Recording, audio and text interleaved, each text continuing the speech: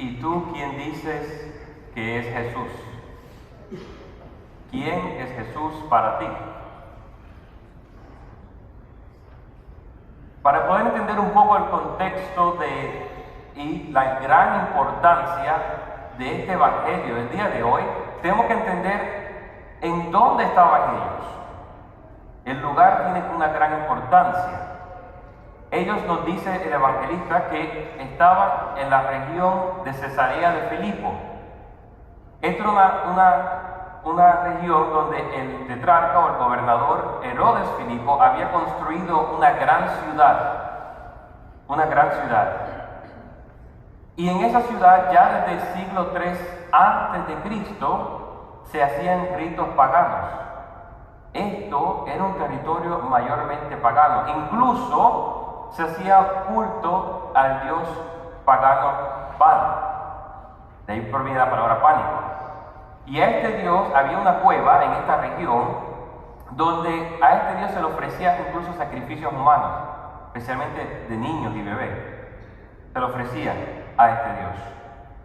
Pero esta es una región que no solamente estaba el culto a este dios pagano, sino habían unos nichos y donde habían diferentes imágenes de diferentes dioses, ¿no? Habían varios dioses paganos en esta región. Y es en medio de este territorio pagano, allí en las cercanías, donde Jesús le pregunta a sus discípulos. Primero, vemos que la pregunta es general. ¿Quién dice la gente que soy yo? Y comienzan ellos, no, uno dicen que tú eres este, fulano. Se comienzan a nombrar los profetas.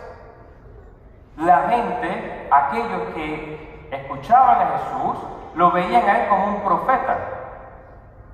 Luego Jesús cambia la pregunta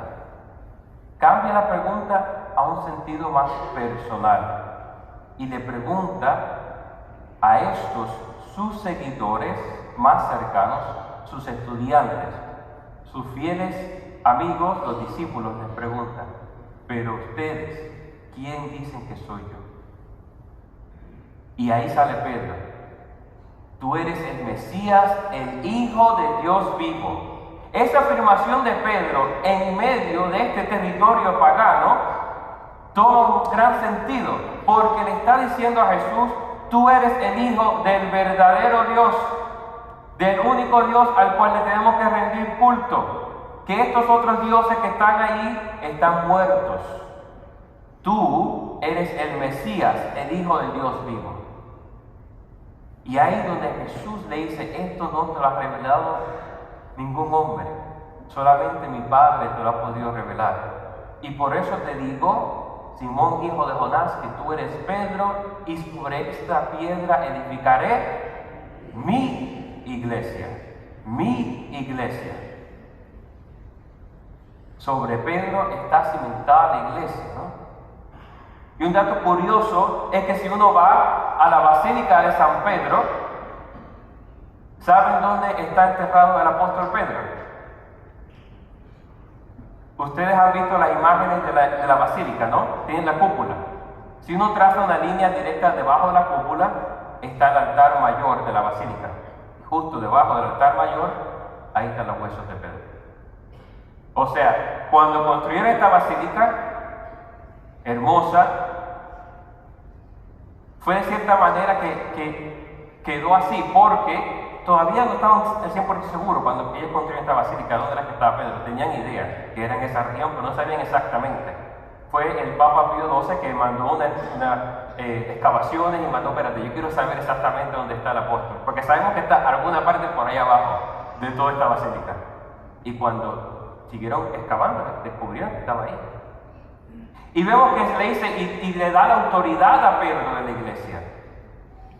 Lo que tú ates en la tierra quedará atado en el cielo, y lo que tú desates en la tierra quedará desatado en el cielo, ¿no? Y le da la llave. Por eso cuando vemos imágenes de Pedro, ¿qué tiene Pedro en las manos? Las llaves. Pero como escuchamos en la primera lectura, que también se menciona cuando le otorga las llaves, la llave en la Biblia es señal de la autoridad del mayordomo. Es la autoridad del mayordomo. Y vemos que a Pedro se le ha confiado esta autoridad. Porque Pedro no es necesariamente el fundador de la iglesia. Pero nosotros por nuestra tradición, por este pasaje, decimos Pedro nuestro primer papa. A él se le ha dado la autoridad. Y hoy nosotros seguimos bajo la autoridad ¿de quién? Del papa. Quien es sucesor de Pedro. Y los apóstoles, por eso se le conocen, ya le dije la respuesta, los obispos se les conocen como sucesor de los apóstoles. Vemos cómo la iglesia continúa, ¿verdad? Pero mis hermanos y hermanas, así mismo, como Jesús le hizo la pregunta a estos discípulos y fieles seguidores suyos, en medio de este territorio pagano, Jesús, en medio de nuestros territorios paganos, nos pregunta a cada uno de nosotros, ¿quién dices tú que soy yo? Y dirá, Padre, pero ¿cómo que territorio pagano? A mí no me esté acusando de nada de eso. No, porque es que a veces, sin darnos cuenta, tenemos también nosotros culto a ciertos diosesitos, ¿no? Cada vez que le damos prioridad, autoridad y le damos todo el enfoque de nuestra vida a otras cosas que no es Dios, eso de cierta manera se convierte en nuestro Dios con D pequeña. Cada vez que le damos todo el anhelo, ¿no? Que cuando nos despertamos a la mañana, ¿cuál es nuestro motivo que nos levanta de esa cama que nos lleva? Ya sea el trabajo, el dinero, el poder, los placeres del mundo, el teléfono, el Netflix, el Instagram, TikTok, lo que sea. Todo lo demás que le demos prioridad a nuestras vidas se puede convertir en nuestros dioses.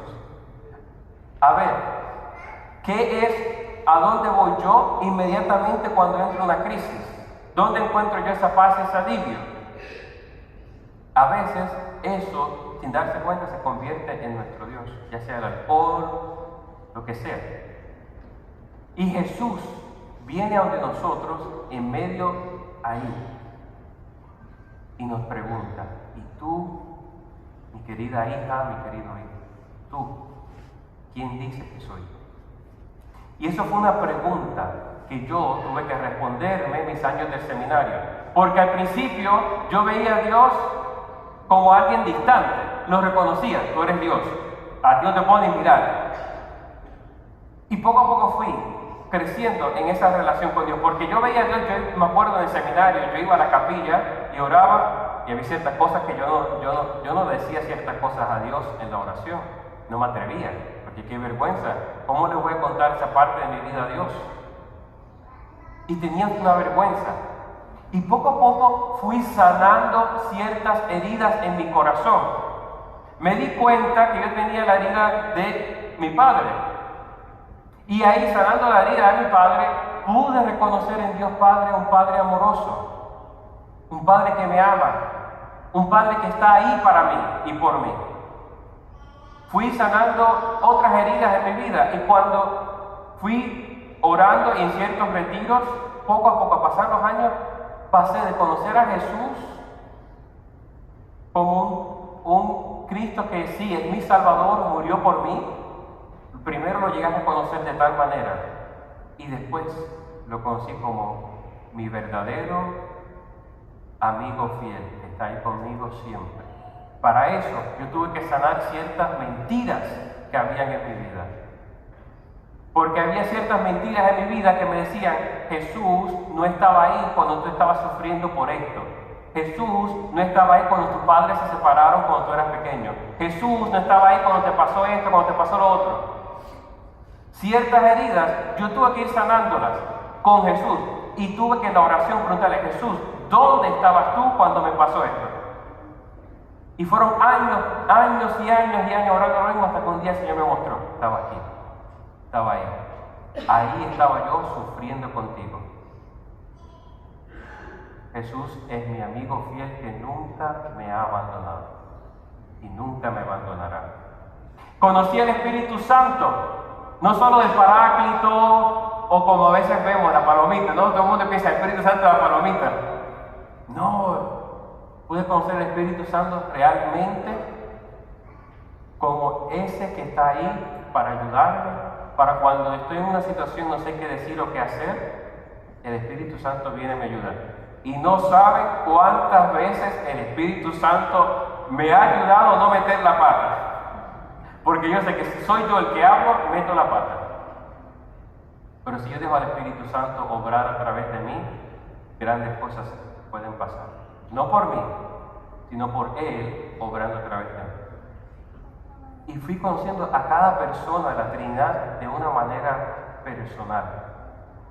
Y eso es lo que tenemos que aprender nosotros. Porque a pesar de, como escuchamos el fin de semana pasado, la salvación es general y abierta para todos. La fe es un don de Dios. Como mismo le dijo Jesús a Pedro, esto te lo ha dado mi Padre que está en el cielo. La fe es un don de Dios. La fe, oiga, crecemos en esa fe comunalmente. Comunalmente crecemos en esa fe.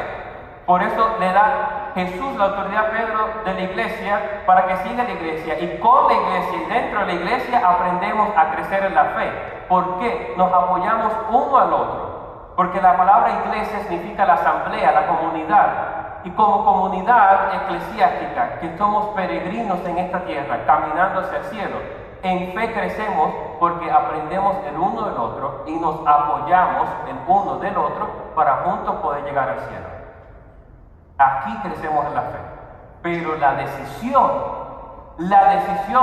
de la salvación es personal.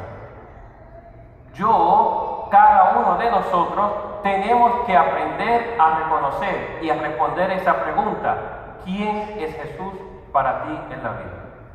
Porque dependiendo de tu relación con Jesús, cómo respondas, es que cada uno de nosotros vamos a vivir nuestras vidas.